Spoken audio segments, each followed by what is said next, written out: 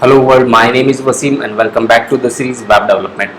CSS tutorial में आज हम देखते हैं कि सीएसएस के कितने टाइप होते हैं और उनको हम एचटीएमएल पेजेस में किस तरीके से कॉल कर सकते हैं। ठीक है, तो देखो basically there are 3 types of CSS. ठीक है, first one as you can see on your screen external CSS, second one is internal CSS and third one is inline CSS. ठीक है, अब हम इसको प्रैक्टिकल करके देखते हैं। सबसे पहले हम बॉटम टू टॉप चलेंगे। सबसे पहले हम देखते हैं इनलाइन सीएसएस क्या होती है। ठीक है, तो मैंने क्या कर रखा है, सिंपली हमारे उसी फोल्डर के अंदर मैंने एक फोल्डर बना लिया CSS to separate our CSS files. ठीक है, और इसके अंदर मैंने एक फाइल बना दी CSS-types.html। तो आप भी इसी सेम फ्लो को कंटिन्यू कीजिए। ठीक है, ये हमारी फाइल रेडी है, टाइटल मैंने असाइन कर दिया। ठीक है, अब मैं यहाँ पर क्या करता हूँ, 2 टैग लेता हूँ। For example hello world, H1 के अंदर हेलो वर्ल्ड लिया और P टैग के अंदर मैं लेता हूँ वेलकम टू CSS ट्यूटोरियल्स। ठीक है, अब इसको जाके हम सिंपली रन करते हैं अभी के लिए और कुछ भी नहीं। ये मैंने रन किया, H1 टैग भी चल गया और P टैग भी चल गया। ठीक है, अब हम क्या करते हैं, दोनों पर कुछ इनलाइन CSS लिखते हैं। देखो इनलाइन CSS जनरली क्या होती है, इनलाइन CSS का मतलब ये कि आप उसी पर्टिकुलर टैग पर CSS अप्लाई कर दीजिए जिस पर आप करना चाहते हैं। फॉर एग्जाम्पल मैं इस H1 पर कुछ CSS लिखना चाहता हूँ, तो मैं H1 टैग के अंदर आऊंगा, यहाँ पर एक एट्रीब्यूट यूज करूंगा स्टाइल इक्वल टू, हमें डबल कोटेशन के अंदर आ जाना है। अब यहाँ पर आप CSS कोड लिखना शुरू करेंगे। ठीक है, अभी मैं डायरेक्ट लिख रहा हूँ, 2-3 प्रॉपर्टीज असाइन कर रहा हूँ। आगे की वीडियोस के अंदर मैं आपको 1 बाय 1 बताऊंगा कि हाँ ये प्रॉपर्टी का क्या यूज है, ये प्रॉपर्टी का क्या यूज है। ठीक है, सिस्टमेटिक ऑर्डर में आई मीन टू से। अभी सिर्फ एग्जांपल के लिए बता रहा हूँ कि हाँ जो CSS के टाइप्स है ना वो कितने तरीके के होते हैं और किस तरीके से कॉल होता है। ठीक है, तो फॉर एग्जाम्पल मैंने यहाँ CSS प्रॉपर्टी लिखी बैकग्राउंड कलर और मैंने इसको कलर कर दिया रेड।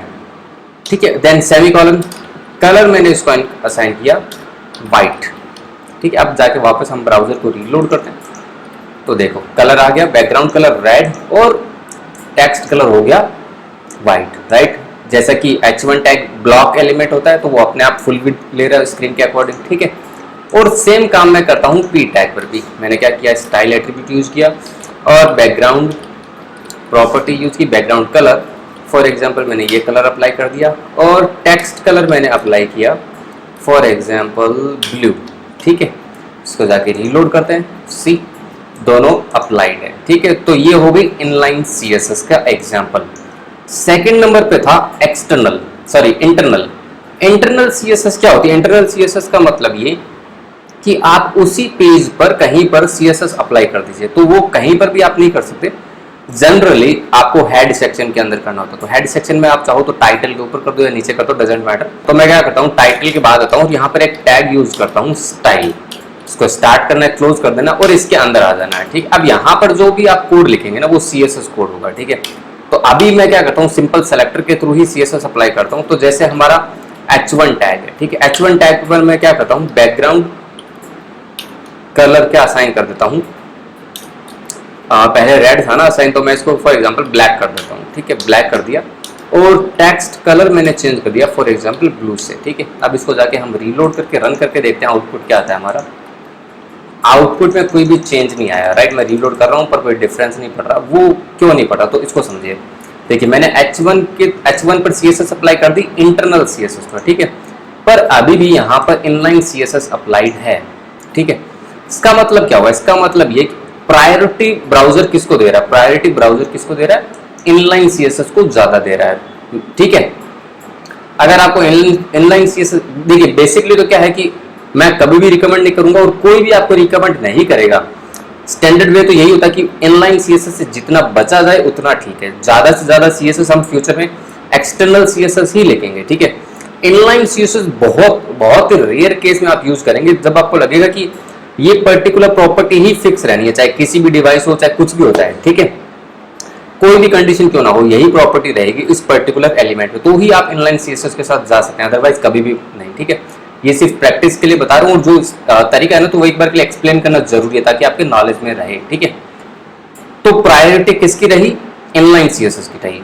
तो इनलाइन CSS से अगर मैं कलर हटा दूंगा बैकग्राउंड कलर, तो देखिए उसको जाके मैंने रीलोड किया तो वो बैकग्राउंड कलर अप्लाई हो गया, कौन सा वाला, जो मैंने ऊपर इंटरनल CSS के अंदर लिख रखा है। करेक्ट, इसी तरीके से अभी तक कलर व्हाइट ही चल रहा है, चलना जाहिर सी बात है चलेगा, क्योंकि ये भी मुझे हटाना पड़ेगा अदरवाइज। ठीक है, इसको मैंने जैसे ही हटाया तो कलर भी ब्लू अप्लाई हो गया, करेक्ट। अब यहाँ पे देखो एक चीज और बताता हूँ। फॉर एग्जाम्पल मैंने इनलाइन सीएसएस भी लग रखी है, ठीक है, पर मैं चाहता हूँ कि इनलाइन सीएसएस वर्क ना करे, ठीक है, तो मैं क्या कर सकता हूँ, एक चीज लगा सकता हूँ, इंपॉर्टेंट कीवर्ड यूज कर सकता हूँ सीएसएस के अंदर। मैंने जाके रीलोड किया तो देखिए अब क्या हो गया। इसका मतलब ये कि चाहे कुछ भी सीएसएस लिखी हो, चाहे इनलाइन सीएसएस लिखी हो, चाहे एक्सटर्नल सीएसएस लिखी हो या फिर इंटरनल सीएसएस क्यों ना लिखी हो, डजंट मैटर, कहीं पर भी कोई भी सीएसएस लिखी हो उस टैग पर अप्लाई वही होना चाहिए जहां पर मैंने इंपॉर्टेंट कीवर्ड को यूज किया है, ठीक है। तो जैसे ही मैंने इंपॉर्टेंट लगाया उस पर्टिकुलर प्रॉपर्टी की प्रायोरिटी टॉप पर आ गई, ठीक है, तो बैकग्राउंड कलर ब्लैक अप्लाई हो गया। ओके, सो आई होप इतना आप समझ गए। अब बारी आती है तीसरे सीएसएस टाइप की, जो कि है एक्सटर्नल सीएसएस। एक्सटर्नल सीएसएस का मतलब ये कि आप एक अलग से सीएसएस फाइल बनाएंगे और उस सीएसएस फाइल को आप अपने वेब पेज पे मतलब एचटीएमएल पेज के अंदर कॉल करेंगे, ठीक है। तो सबसे पहले क्या करते हैं, हम सीएसएस फाइल बनाते हैं। तो मैं क्या करता हूँ, सीएसएस फोल्डर को सेलेक्ट करता हूँ, यहाँ पर एक फाइल बनाता हूँ style.css, ठीक है, ये हमारी ब्लैंक फाइल रेडी है। अब देखो जो भी सीएसएस फाइल होती है ना, वहां पर हमको स्टाइल टैग वगैरह लगाने की जरूरत नहीं है, ठीक है। स्टाइल टैग सिर्फ और सिर्फ कहाँ लगेगा, एचटीएमएल फाइल में लगेगा, इंटरनल सीएसएस के केस में। ये हमारी सीएसएस फाइल है ऑलरेडी, तो यहाँ पर हम सीधी प्रॉपर्टीज असाइन करेंगे, मतलब सीधा टैग लगाया, कोई भी सेलेक्टर यूज किया, उसके अंदर जो भी हमने प्रॉपर्टीज यूज करनी है वो करेंगे। ओके, तो मैं क्या करता हूँ, टाइटल के बाद अब उस सीएसएस फाइल को कॉल करते हैं, ठीक है। तो कॉल करने के लिए आपको एक टैग यूज करना होता है, लिंक टैग। लिंक रिलेशन आप असाइन करेंगे स्टाइल शीट, ठीक है, और उस फाइल का पाथ रखेंगे आप href टैग के अंदर।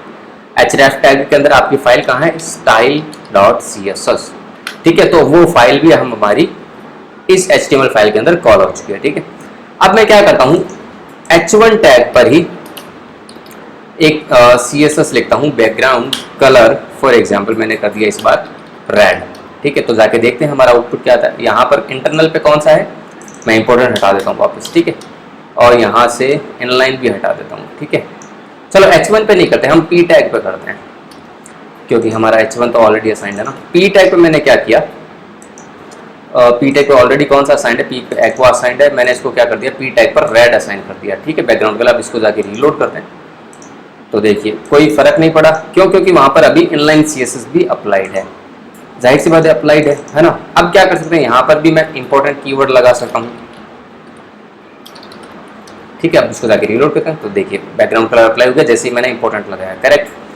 तो ये हमारी क्या होगी, एक्सटर्नल सीएसएस होगी। मैं अभी क्या करता हूँ, यहाँ से फॉर एग्जांपल ये हटा देता हूँ इनलाइन सीएसएस, ठीक है, और यहाँ पर पी टैग के अंदर मैं असाइन करता हूँ कलर इक्वल्स टू कलर में अभी फॉर एग्जांपल ब्लैक कर देता हूँ, ठीक है, ब्लैक सॉरी डिफॉल्ट ही था, ये कर देते हैं, ठीक है, ब्लू वाले।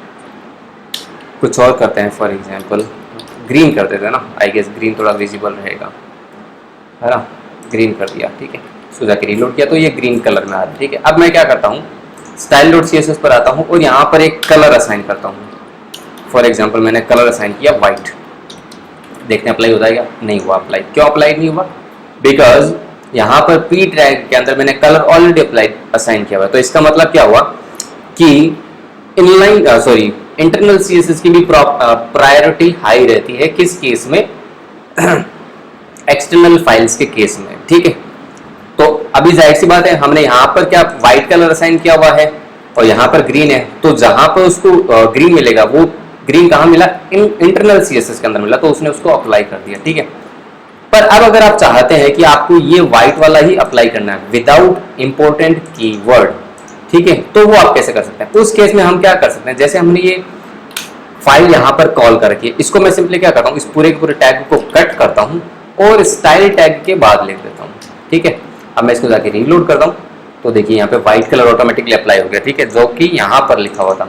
इस बार इंटरनल सीएसएस वर्क नहीं करी, तो इसका मतलब क्या हुआ, ब्राउजर इंटरनल और एक्सटर्नल के केस में कौन से प्रॉपर्टी को अप्लाई करेगा जो कि बाद में उसे मिली, ठीक है। अभी यहाँ पर पी टैग पर ग्रीन मिला, पर style.css के अंदर भी पी टैग में व्हाइट मिला, ठीक है, और बाद में मिला, राइट।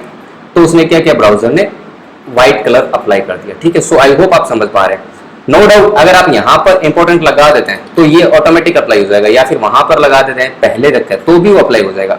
इंपॉर्टेंट का केस आप ऑलरेडी समझ चुके हैं, ठीक है। तो ये कुछ तरीके थे, बेसिकली 3 स्टैंडर्ड तरीके हैं CSS को लिखने के और हमारे वेब पेजेस में यूज करने के, ठीक है। आई होप समझ में आ गए होंगे। इसकी एक बार प्रैक्टिस जरूर कर लेना, मेक श्योर, ठीक है। इतने से को अपने हाथ से निकाल लेना, ठीक है, क्योंकि बैकग्राउंड कलर और ये जो कलर प्रॉपर्टी ये बहुत कॉमन प्रॉपर्टी है, आई गेस आपको नाम से ही समझ में आ रहा है, इसीलिए मैंने ज्यादा प्रॉपर्टीज को यूज यहाँ पर किया नहीं, ठीक है। मेरा मेन मोटो यही था कि इस वीडियो के अंदर तुम लोग ये समझो कि CSS कितने तरीके की होती है, किस तरीके से कॉल की जाती है और किसकी क्या प्रायोरिटी रहती है, ठीक है। नेक्स्ट वीडियो के अंदर हम CSS को थोड़ा आगे बढ़ाएंगे, height width properties, text formatting की प्रॉपर्टीज और फॉन्ट रिलेटेड प्रॉपर्टीज को देखेंगे, ठीक है।